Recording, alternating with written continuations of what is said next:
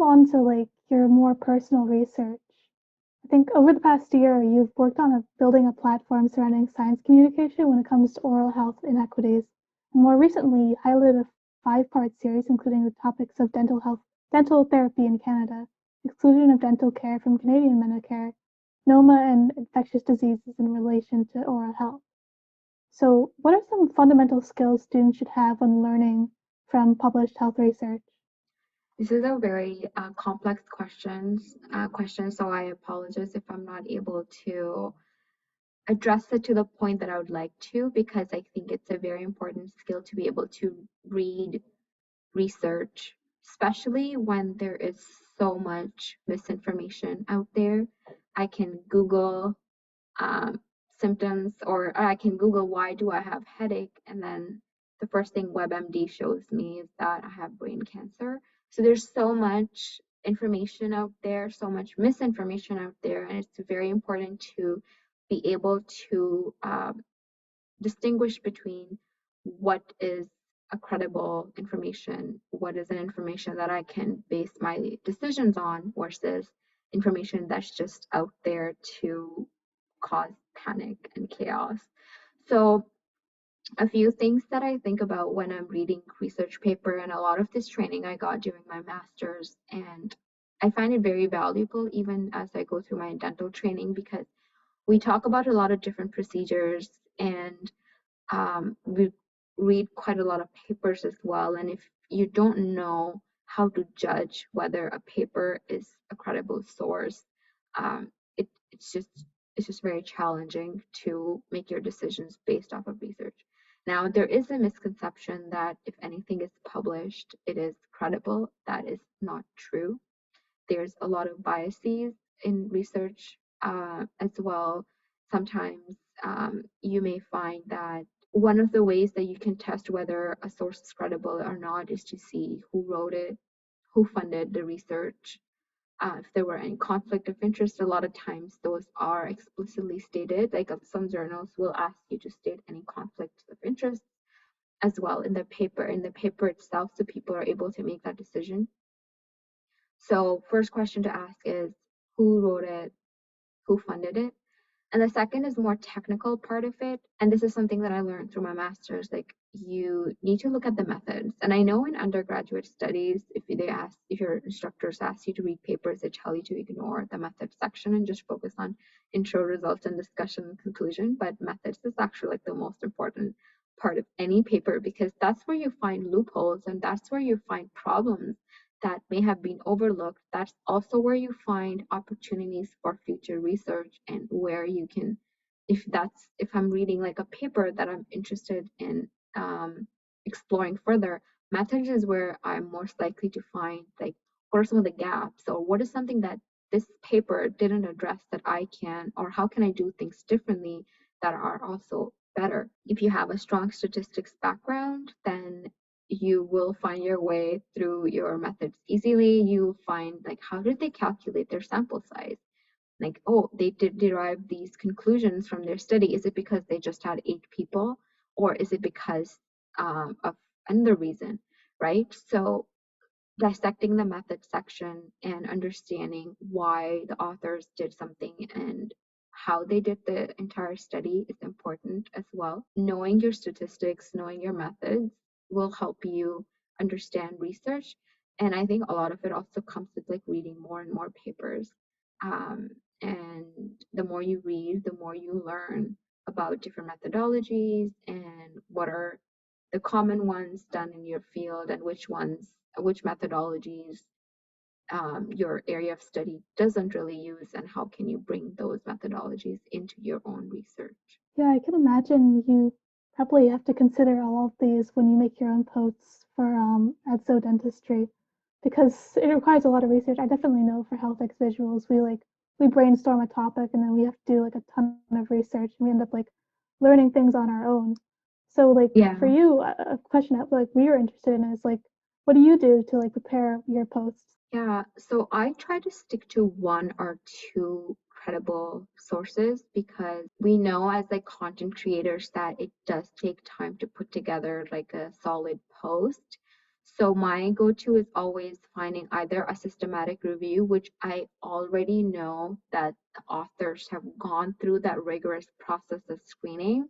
And if they have done a systematic review or a meta-analysis, I already know that this um, studies included in this have gone through that whole screening and like that critical analysis. So if I can find a paper that is a systematic analysis of a topic that I'm interested in, I just use that one. And usually you can find a lot of information within just one paper. Maximum, I've been trying to do 2 papers or 2 different sources max, because the idea of having a post or infographic versus a paper is that an infographic is more bite-sized and is easily digestible. If I want to do a literature review, I should probably go and write a blog. I shouldn't be making graphics. So I try to keep it more digestible and bite-sized for people who are just sitting on their bed, scrolling through Instagram, came across my post, zoop, zoop, zoop, and they learn something new. The other thing that I also like to do is sometimes there's websites that you can check out. So when I recently did a post on Public Health Connect on menstrual hygiene management, because it was Menstrual Hygiene Day on May the 28th. And I went to the Menstrual Hygiene Day website, and they have a collection of resources that you can use. So I just cited the website because I know that it's a credible source. So that's where I find the content when it comes to designing. I do like to keep it minimal and the colors, like change colors enough, but also keep them 2 colors max. I try to focus a lot on accessibility too when it comes to fonts as well, to make sure that a font is easily readable. There's actually a guide on creating accessible infographics online. If you just Google it, will tell you what kind of fonts are easily readable by people who may have different learning disabilities, what kind of color schemes you should use that are easier on eyes. So just different things that I just learned throughout my own experience of creating graphics. At the end of the day, whenever we put something out on the internet with our name associated with it, I think it's important to just make sure that everything is 100% before you put it out, just because you never know if you make an error and it comes back and bites you in the back. I think that's some solid advice, especially I like how you included that you make sure to have accessible fonts and accessible infographics. I think that's something that content creators should consider, and I guess us as well, because we are planning on having a series on learning disabilities, and it's really nice that you pointed that out. As like our last question for today before we wrap things up, we just wanted to know, like, what are your goals after dentistry school? Like, what are your aspirations? I'm gonna be honest, I don't know. I do like to remind myself that the sky is the limit, and I don't want to fit in other people's expectations, and that's just a reminder from me to me. If I find myself getting very interested in one field of subspecialty of dentistry, um, I am not going to think that, oh, but I don't want to do it, or it's going to take too much time, or that's not something I wanted to do early on. Um, so really understand that throughout this journey, I'll evolve as a person, my interests will change, and just giving myself that space to experience different things. So when I graduate from dental school, even if I want to work for a few years or if I want to specialize, I have the grades, I have the research experience or extracurriculars to make those goals a reality. Right now, I'm just keeping all my options open and just going with the flow to see how things turn out. Because honestly, I don't even know what more than half of the specialists do within dentistry. But I do know that at the end of the day, I do want to have an impact, because impact is what drove me from biomedical science to public health to dentistry. And if whatever career I end up pursuing, what path I pursue, if there's no impact, I know I wouldn't be happy. So my focus is on impact and just try to not fit within what I expect of me, but just go above and beyond. And I think one of my professors told me too. I just reached out to her because she seemed like a very nice person. She's a periodontist, and she's the director of the graduate program. So she's like really out there. And so I thought, I want to have a conversation with her and see what inspires her and how she got where she is. She told me, Zoha, don't expect too little of yourself. Put yourself out there and don't aim average. And that advice just stuck with me because she said there's too many average people out there. If you want to be an average, there's no space for you. The only space if you want to be out there is like if you want to be above average, then there's the sky is the limit.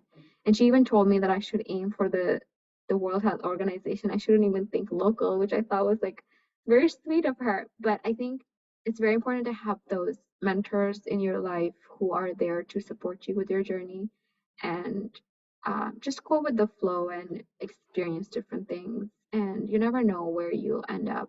We just wanted to know, before you go, just like wanted to ask you if you had any advice for either people who are doing their masters or degrees in public health and like not like and don't know what they want to do, but we also wanted to know if you had any advice to anyone who is incoming into dentistry this upcoming year. Yeah, I mean, if I went into the details or if I gave you like tangible advice, there's probably going to be like a 60 bullet point list there. But I think keeping both in mind public health and dentistry, whether you're doing a graduate degree or you're doing DDS or DMD, just know that there's so much potential within both the fields individually and together to have an impact and to change people's lives. So remind yourself of that when you are stuck doing an assignment at 2 a.m. or when you're studying hard for an exam at 5 a.m., because that used to be me studying at 5 a.m. Before my 9 a.m. exam. But remind yourself why you are where you are and where you want to go with what you're getting, which is your degree, because it has the potential to impact and change people's life. And if that doesn't help you keep going, then come to me and I'll tell you more to keep you going. So you've had some pretty solid advice throughout, and especially the question about what you want to do after dentistry. I think everything you highlighted was you just gave such a holistic representation of from undergrad to your master's to like grad school. Thank you. Like it's actually really inspiring. One last question we have for you is, what is your favorite tooth? I would say I don't want to be rude and pick one over the other, but I would say first molar for the lower teeth. Okay, and why is I'm sure the that? other teeth won't be offended. I'm glad you working had with an them answer to for the that. rest of my life. Like I don't want to offend them, I think I like so in the tooth notation we call them 3-6 and 4-6. I like those two teeth because I think they're unique. Because they're the only two teeth with 5 cuts. They're also major teeth that help you eat. I can use them more to grind food. But I think overall I like them because they just stand out from the crowd and they have their unique personality, and I like that. Just like you. You know what? Soleil got me there because she wrote that question in as a surprise. And I was like, she's not going to have a favorite tooth. You had, Yeah, no, so you I'm had like- a favorite tooth. I'm like Had that one. parent that says I don't have any favorites, but on the inside I do have favorites. So when I'm working with you, I'm like, you all are great. Like I love you all, but then I'm like, no, I'm gonna do a prep on you because you're easy to work with. So now we know the molar is your favorite. Yeah, the molar bear.